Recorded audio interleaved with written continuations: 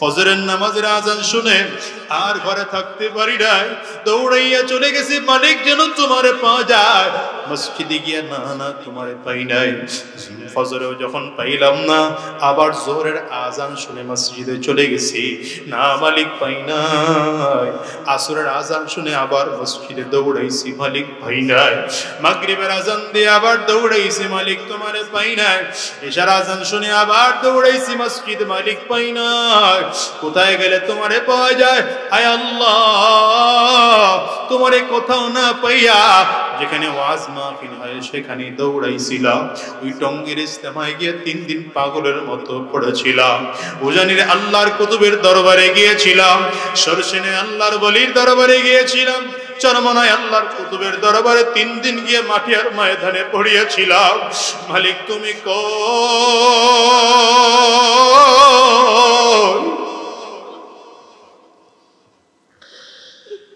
আল্লাহ তো জায়গায় দৌড়াইয়া যখন তোমারে পাই নাই, ঠান্ডা পানি দিয়ে ওযু কইরা যায় নামাজ বিছাইয়া রাত্রিবেলা তাহাজ্জুদ নামাজের মধ্যে দাঁড়ায় গেছি, জানি মালিক তোমার একটু খুঁজে পাওয়া যায়। আয় আল্লাহ, কোথাও পাই নাই, কোথাও পাই নাই, কোথাও পাই নাই। আজকে খুঁজতে খুঁজতে তোমার আরশ পর্যন্ত চলে আসলাম। আজকেও তাকায় দেখি কিয়ামতের ময়দান, শুধু তোমার আওয়াজ শুনে মালিক তুমি কই? আয় আল্লাহ তুমি কই? বান্দাগুলো যখন এমন করে চিল্লাবে, আমার মালিক ধরে ডাক দিবেন, ফেরেশতারা তাড়াতাড়ি কর, আমার বান্দাগুলো এত চিল্লাইতেছে আর এত দৌড়াইতেছে, আমি ওদেরকে দুনিয়ার বহু জায়গায় ঘুরাইছি আর ওদেরকে ঘোরাবো না। আল্লাহ পাকের নূরানি পর্দার দায়িত্ব ফেরেশতাদেরকে বলবেন, ফেরেশতারা আমি আল্লাহ পাকের নূরের পর্দাগুলো সরায় দে। ফেরেশতারা মালিকের আদেশ পাইয়া আল্লাহ পাকের নূরের পর্দাগুলো টাস টাস টাস টাস করে সরায় দিবে। সরায় দিতে দেরি হয়, বান্দাগুলো আমার মালিকরা সরাসরি সুন্দর করে দেখতে পাবে। আমার মালিকের চেহারা দেখে এত মজা, বান্দাগুলো চোখটা পর্যন্ত সরাবে না। 70,000 বছর চলে যাবে, বান্দা চোখের পলকটুকু পর্যন্ত ফেলবে না। হুরুল মাজিদ নে নিয়ামত है तू, হুরুল মাজিদ নে নিয়ামত है तू, सबसे बेहतर नेमत दीदार तू। अल्लाह अल्लाह क्या मुबारक नाम है, अल्लाह अल्लाह आशिकों का काम है। ए দুনিয়ার মুসলমানেরা ভালো করে বুঝো, এইজন্য দুনিয়ার পাগল হয়ে লাভ নাই, ক্ষমতার পিছনে দৌড়াইয়া লাভ নাই, টাকার পিছনে দৌড়াইয়া লাভ নাই। যদি পাগল হইতে হয়, পাগল হব কার? আঙ্গুলটা উঁচা করে চিল্লাইয়া মালিকের ডাক দাও। পাগল হব কার? ভালোবাসবো কারে? আমার মালিকের চিল্লাইয়া ডাক দাও না আল্লাহ। আরো জোরে ডাকো আল্লাহ, চিল্লাইয়া জোরে ডাক দাও আল্লাহ। দুনিয়া আমার মালিক ছাড়া আপন কেউ না, কবরে আমার আল্লাহ তাআলা ছাড়া আপন কেউ থাকবেন না। হাসরে, কবরে, মিজানে, পুলসিরাতে আমার মালিক ছাড়া আপন কেউ আছে? চিল্লায় জোরে বলো আসিনি। আপন একমাত্র কে? জোরে বলো কে? এই জন্য দুনিয়ার পাগলের পাগলামি ছেড়ে দাও, দুনিয়ার পাগলদের পাগলামি বাদ দিয়ে দাও। যদি পাগল হইতে হয় আমার মালিকের পাগল দুনিয়ায় হও। মুহাব্বত যদি করতে হয় আমার মালিকের মুহাব্বত করো। ভালো যদি বাসতে হয় মালিকরে ভালোবাসবো। কারা কারা তৈয়ার? 2টা হাত উঁচা করে আমার আল্লাহরে দেখাও। আওয়াজ দিয়ে চিল্লায় জোরে ডাকো আল্লাহ। আরো জোরে আওয়াজ দিয়ে চিল্লায় ডাক দাও, আওয়াজ দিয়ে জবান খুলে ডাক দাও আল্লাহ। চোখে যদি পানি না আসে কান্নার ভান ধরে ডাক দাও আল্লাহ। আওয়াজ দিয়ে চিল্লায় বলো মালিক। আমরা সবাই মিলে ওয়াদা করলাম আর খারাপ রাস্তায় চলবো না, হারাম রাস্তায় চলবো না, শয়তানি রাস্তায় চলবো না। আল্লাহ তুমি কবুল করে নাও, কবুল করে নাও, কবুল করে নাও। চিল্লায় বলো আমিন। আরো জোরে আওয়াজ দিয়ে জবান খুলে বলো আল্লাহুম্মা আমিন। নবী আমার ডেকে বলেন বিলাল,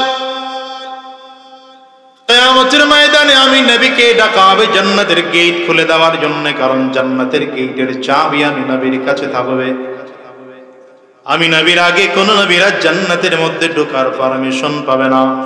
সবার আগে আমি নবী মুহাম্মদুর রাসূলুল্লাহ সাল্লাল্লাহু আলাইহি ওয়াসাল্লাম জান্নাতের গেটটা দিয়ে চাবি দিয়ে খুলে জান্নাতের গেট দিয়ে ঢুকবো। নবী বলেন আমার পরে অন্যান্য নবীরা জান্নাতে যাওয়ার পারমিশন পাবে। অন্যান্য নবীরা জান্নাতে যাওয়ার পরে আমার উম্মতেরা, মানে কারা? আমরা আমরা আমরা কথা কয়। নবী বলেন আমার উম্মতেরা জান্নাতে যাবে। রাহমাতুল লিল আলামিন বলেন আমার উম্মতেরা জান্নাতে যাওয়ার পরে অন্যান্য নবীরা জান্নাতের মধ্যে যাবে। কিন্তু বিলাল, আমি নবী প্রথম যেই সাওয়ারিতে আরোহণ করে জান্নাতের মধ্যে ঢুকবো, সেই সাওয়ারির লাগাম ধরে ধরে তুমি বিলাল আমার আগে জান্নাতে যাইবা। বিলালের কি দাম! কালো মানুষ, গোলাম জাদা গোলাম, অথচ নবীর আগে জান্নাতে। সাহাবায়ে কেরামদের মাঝে নবী আমার একদিন বলেন, সাহাবীরা, ইন্নী লা আরাফু রাজুলান বিইসমিহি ওয়া বিইসমি আবিহি ওয়া উম্মিহি লা ইয়াতি বাবান মিন আবওয়াবিল জান্নাতি ফায়ুকালু লাহু মারহাবান মারহাবা। সাহাবীরা, আমি এমন একজন লোকের নাম জানি, তার বাবার নামটাও জানি, তার মায়ের নামটাও ভালো করে জানি। এই লোকটার বংশ পরিচয় আমি নবী জানি। লোকটা যখন কিয়ামতের ময়দানে জান্নাতের গেটটা দিয়ে ঢুকতে থাকবে, জান্নাতের ফেরেশতারা লাল গালিচা বিছাইয়ে দুই দিক দিয়ে কাতার করে দাঁড়িয়ে যাবে। লোকটা যখন জান্নাতের গেটের মধ্যে ঢুকতে থাকবে, জান্নাতি ফেরেশতারা মারহাবা মারহাবা বলে নিমন্ত্রণ জানাবে। সাহাবায়ে কেরাম ডেকে বলেন, পয়গম্বর, কেমন দামি মানুষ! রাসূল আরবি সাল্লাল্লাহু আলাইহি ওয়াসাল্লাম বলেন, এমন দামি মানুষটাকে নামটা জানতে চাও? তাইলে জেনে নাও, লোকটার কেউ নয়, লোকটা আমার সাহাবী আবু বকর। চিল্লা আল্লাহু আকবার বলা যায়? ফজরের নামাজের পরে সাহাবায়ে কেরামদেরকে আমার নবী ডেকে বলেন, সাহাবীরা, ইন্নী রাইতু কসরান ফি নাওমি। এই সাহাবীরা, আমি আজকের রাত্রিবেলা স্বপ্নের মধ্যে একটা দামি বিল্ডিং দেখলাম। দামি বিল্ডিং দেখলাম। দামি বিল্ডিংটা 4টা দেওয়াল দিয়ে তৈরি করা হয়েছে। এর মধ্যে একটা দেওয়াল জান্নাতি লাল রঙের স্বর্ণের, আর একটা দেওয়াল জান্নাতি রূপা দিয়ে তৈরি করা।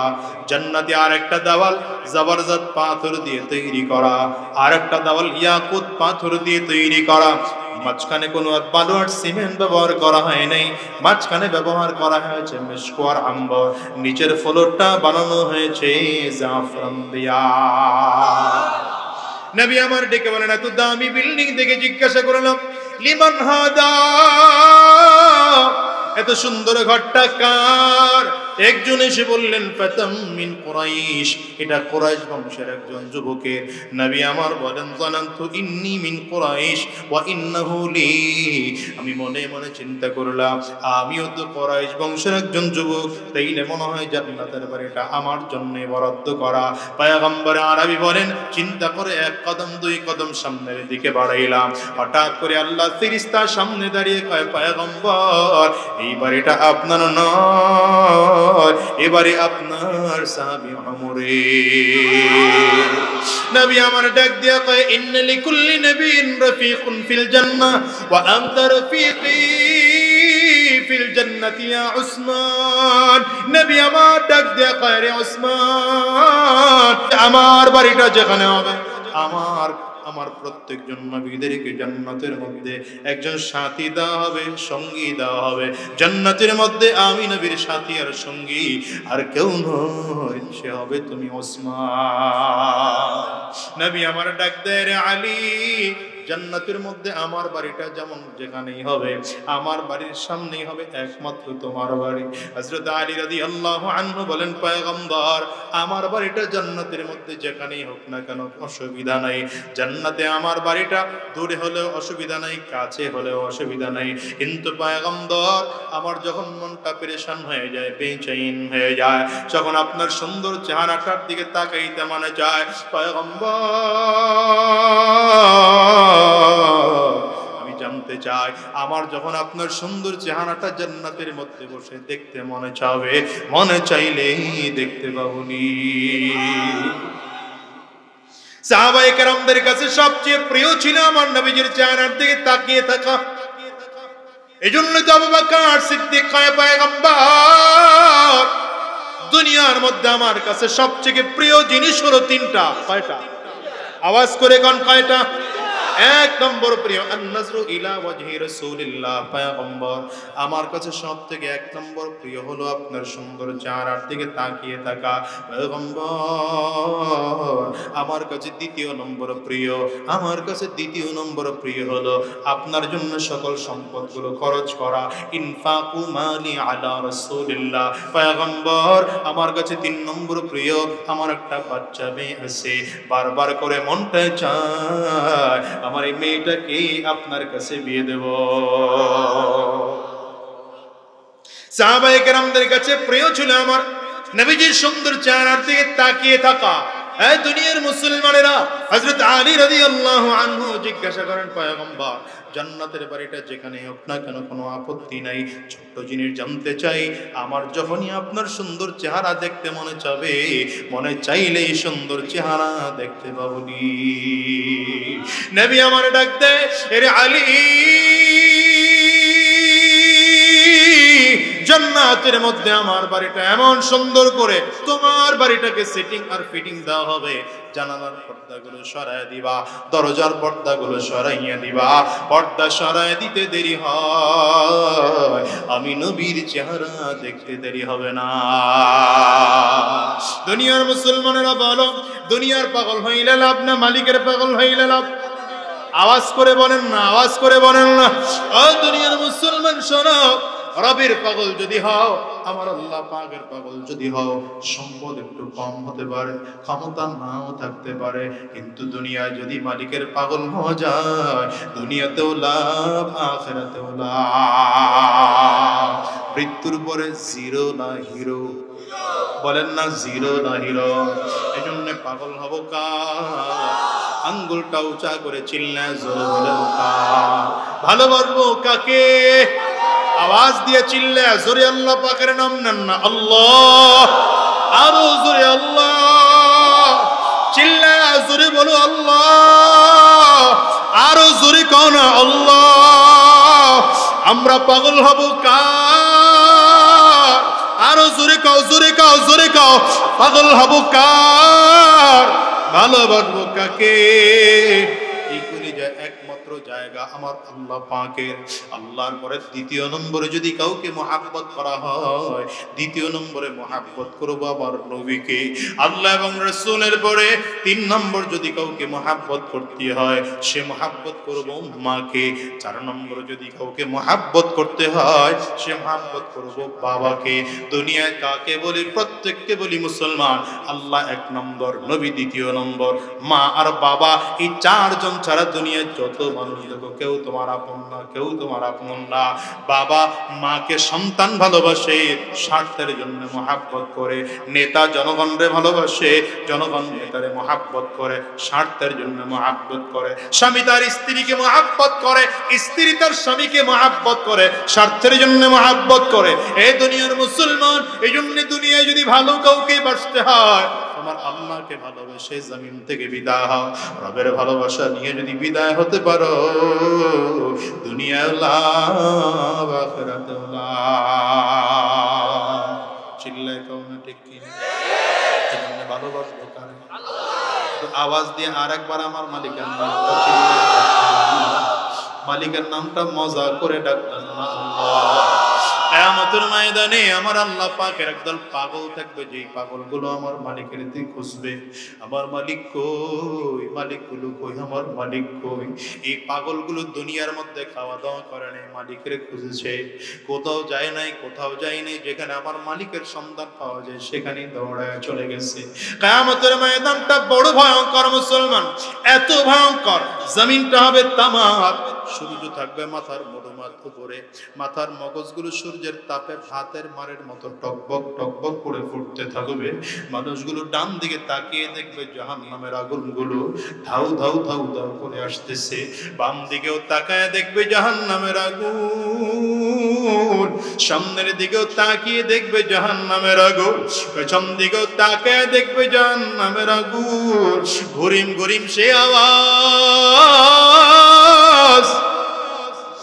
ওদিকে সূর্য মাথার মধুমাত উপরে দেখা যায়, মাথার মগজগুলো সূর্যের তাপে টকবক টকবক করে ফুটতেছে। মনে হয় মানুষগুলো যখন পেরেশানার বেচাইন হয়ে যাবে, একদল আল্লাহ পাকের পাগল থাকবে, কোথায় হাসর, কোথায় মিজান, কোথায় পুলসিরাত খবর নাই। অন্যান্য মানুষগুলোর ফাঁকে আর শুধু দৌড়াইতে থাকবে আর চিল্লাবে আর বলবে আমার মালিক, আমার আল্লাহ কই,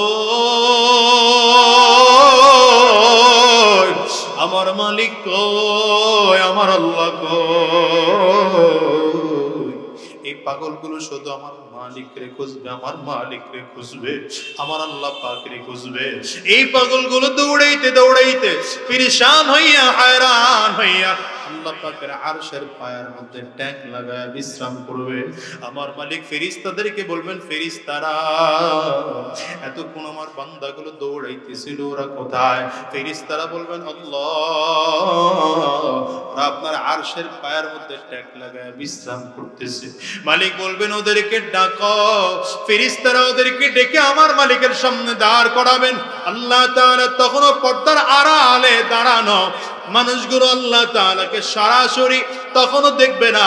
বান্দাগুলো দাঁড়িয়ে দাঁড়িয়ে আমার মালিকরে বলবে আল্লাহ, আল্লাহ দুনিয়ায় কত দৌড়াইছি তোমারে পাওয়ার জন্য, যেতে হবে খালি হাতে, যেতে হবে খালি হাতে, সঙ্গে কিছুই যাবে না। 3.5 হাত জায়গা পাবি, পাবি না রে বিছানা। 3.5 হাত জায়গা পাবি, পাবি না রে বিছানা। যেতে হবে খালি হাতে, যেতে হবে খালি হাতে, সঙ্গে কিছুই যাবে না। 3.5 হাত জায়গা পাবি, পাবি না রে বিছানা। 3.5 হাত জায়গা পাবি, পাবি না রে বিছানা। দুনিয়ারি মোহে পড়ে ভুলে গেছো সবই, কোথায় লইবি এ ঘর বাড়ি, টাকা কোথায় নিবি? 3টা টুকরা সাদা কাপড়, 3টা টুকরা সাদা কাপড়, এই হবে তোর পাওনা। 3.5 হাত জায়গা পাবি, পাবি না রে বিছানা। 3.5 হাত জায়গা পাবি, পাবি না রে বিছানা। এত বিশাল টাকাওয়ালা, বিশাল সম্পদওয়ালা জমিন থেকে বিদায় হয়ে গেল। এবার একটা প্রশ্ন করি, বুঝে শুনে উত্তর দিবেন। এই লোকের কবরের মাপ কয় হাত? কয় হাত? বুঝে কইছেন তো? কাপড়ের কাপড় কয় টুকরা? যদি পুরুষ হয় কয় টুকরা? মহিলা হইলে না বেশি ব্যবধান আছে? আচ্ছা, আপনাদের এলাকায় ভিক্ষা করে খায়, দিন আনে দিন খায়, কোন মানুষের কাছে মূল্যায়ন নেই, চলার টাকা নাই। এই মানুষটা মারা গেলে মানুষ চাঁদা তুলে কাফনের কাপড় কিনতে হবে। এই লোকের কবরের মাপ কয় হাত হবে? ওই একই। কাফনের কাপড় কয় টুকরা? লাভ হইল। এত সম্পদের পিছনে দৌড়ে রেজাল্ট দাঁড়াইল কি? বলে না, রেজাল্ট কি দাঁড়াইলো? গরিবেরও যা, ধনীরও, গরিবেরও যেই মাটি, ধনীরও ধনীরও কবরের মাপ যতটুকু, গরিবেরও কবরের মাপ। কথা বলেন না কেন? ধনীরও কাফনের কাপড় যেই কয় টুকরা, গরিবেরও কাফনের কাপড়। লাভ হইল, বিশাল টাকাওয়ালা হয়ে রেজাল্ট কি হলো? খুঁজে দেখেন, রেজাল্ট তো জিরো। বরঞ্চ সম্পদের পিছনে যত মেহনত করেছেন, এগুলোর পিছনে মেহনত করতে করতে করতে করতে নামাজ বাদ গেছে, রোজা বাদ গেছে, হজ বাদ গেছে, যাকাত বাদ গেছে, দ্বীনের রাস্তায় যাইতে পারেন নাই, চলতে পারেন নাই, মাহফিলে যাইতে পারেন নাই। এই জন্য আল্লাহর কাছে ধরা আরো বেশি খাওয়ার সব রাইখা খালি হাতে রওনা। না কোনো সন্দেহ আছে? বলেন না, বলেন না, সন্দেহ আছে? ক্ষমতাওয়ালা করার অবস্থা হলে এমন। মনে করেন কোন কায়দায় ইলেকশন করে মেম্বারই দিয়ে পাস করছে, মন ভরছে। এক দুইবার মেম্বার হওয়ার পরে মন চায় একটু চেয়ারম্যান। কথা কয় নাই লোকগুলা? হইছে চেয়ারম্যান, আল্লাহ বানাই দিছে। দুই চারবার চেয়ারম্যান হওয়ার পরে কি মন চায়? এত তাড়াতাড়ি উপজেলা আছে না, হয়ে গেল উপজেলা, মন ভরছে না আরো চায়? কি চায়? এমপি সাহেব কি মন ভরছে? এমপি হইয়া কি চায়? মন্ত্রী। তাতে মন ভরছে? আলাদা দল তৈরি করছে, প্রধানমন্ত্রী হবে। কথা কয় না? অথবা দেশের প্রেসিডেন্ট হয়ে গেল। শুধু বাংলাদেশ না, মনে করেন বিশ্বের সব থেকে বড় দেশ আমেরিকা, ক্ষমতাধর ব্যক্তি প্রেসিডেন্ট হয়ে গেল। আজরাইল তার কাছে আসবে না? হ্যাঁ, জান কবজ করবে। সে যদি মারা যায়, যদি অন্য ধর্মের হয় তো ভিন্ন হিসাব। মুসলমান ধর্মের হলে, ইসলাম ধর্মের হলে কবরের মা, কাফনের কাপড়। রেজাল্ট কি? দুনিয়ার ক্ষমতাওয়ালা, সম্পদওয়ালা যত বড় হোক, মরে গেলে ওই 3 হাত 3.5 হাত মাটি, 3 টুকরা কাপড়। রাস্তার ভিক্ষুক মরে গেল, 3.5 হাত মাটি, 3 টুকরা কাপড়। না কোনো ব্যবধান আছে? ক্ষমতাওয়ালার রেজাল্ট কি? একটু জোরে কয়েন, ক্ষমতাওয়ালার রেজাল্ট কি? টাকাওয়ালার রেজাল্ট সব জিরো। হিসাব করেন তো দেখি, যারা আল্লাহর পাগল হয়, এরা তো সব দুনিয়াদার। ক্ষমতার পিছনে দৌড়ায়, সম্পদের পিছনে দৌড়ায়, টাকার পিছনে দৌড়ায়। আচ্ছা, সব তো ক্ষমতার পাগল না, কিছু এর মধ্যে আল্লাহর পাগলও আছে। কারা কারা কারা? এই যে গরমের মধ্যে, প্রচন্ড গরমের মধ্যে এসা বসে রইছে। বাসায় এর থেকে আরো ভালো জায়গা আছে, এখানে চা খাওয়া যেত। হ্যাঁ, বাসায় থাকলে সোফায় বসা যেত, এসির মধ্যে বসা যেত। সব ছেড়ে দিয়ে এখানে আসছে কেন? এখানে আসলে মালিকের সন্ধান পাওয়া যায়। তাহলে এরা কার পাগল? জোরে আঙ্গুলটা উঁচা করে চিল্লায় বলেন না, বলেন এরা কার পাগল? আল্লাহ তুমি তোমার পাগল বানায় দাও, আমিন কন। এই আল্লাহর পাগল যারা, এদের সম্পদ কম, ক্ষমতাও কম, টাকাও কম, ঠিক না? মানুষে করে দেখলে কোনো দাম দেয় না। দেখেন না, আমাকে হুজুর করে মানুষ দেখলে কয় পাবলিক কাঠ মোল্লা। আল্লাহ আমাকে করে কাঠ দিয়ে বানাইছে, আমনে করে আগুন পানি মাটি বাতাস দিয়ে বানাইছে, আর আমা করে আল্লাহ কাঠ দিয়ে বানাইছে। কি কাঠ? কাঠ মোল্লা কয় গালি দেয়নি হুজুর? হুজুর করে দেয়নি গালি? দেন গালি। গালি দিয়ে যদি বড় লোক হইতে পারতেন তাইলে না গালি দিয়ে লাভ আছে। কিন্তু গালি দিয়ে তো দেখি আগেও ভিক্ষা করে খাইতেন, এখনো ভিক্ষা করেই খান। কথা কয় না কেন? সুতরাং হুজুর করে গালি দেওয়া বন্ধ করেন। হুজুররা না থাকলে এদেশে আপনি বাঁচতে পারতেন না। ঠিক কয়ে তার লাভ থেকে জোর নাই তো। হুজুররা না থাকলে আপনি বাঁচতে পারতেন না। আলেম না থাকলে আপনার বাবা আর মায়ের বিয়ে শুদ্ধ করে হতো না। আলেম না থাকলে আপনার জন্মের পরে ডান কানে আযান আর বাম কানে ইকামত শুদ্ধ করে হতো না। আলেম না থাকলে আপনার জানাজা হবে না, জানাজা হবে না, মনে রাখেন।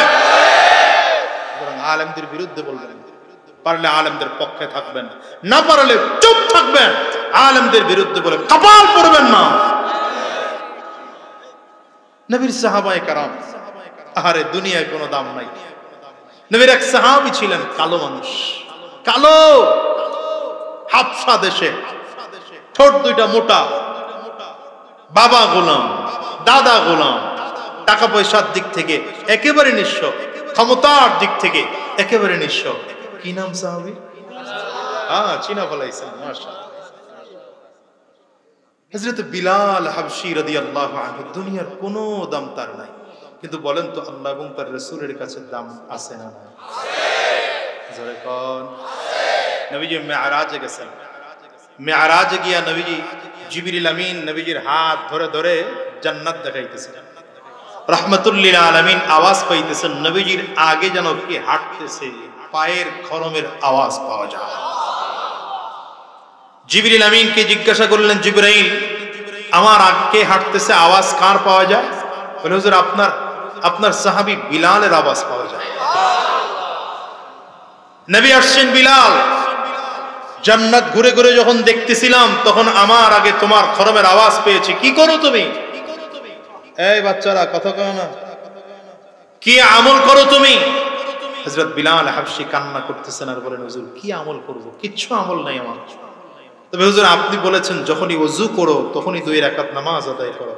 আমি যখন ওযু করি তখনই 2 রাকাত নফল নামাজ আদায় করি। এখন নবীজি বলতেছেন বিলালকে, বিলাল আল্লাহু আকবার, চিল্লায় বলেন না আল্লাহু আকবার, আওয়াজ দিয়ে বলেন না আল্লাহু আকবার।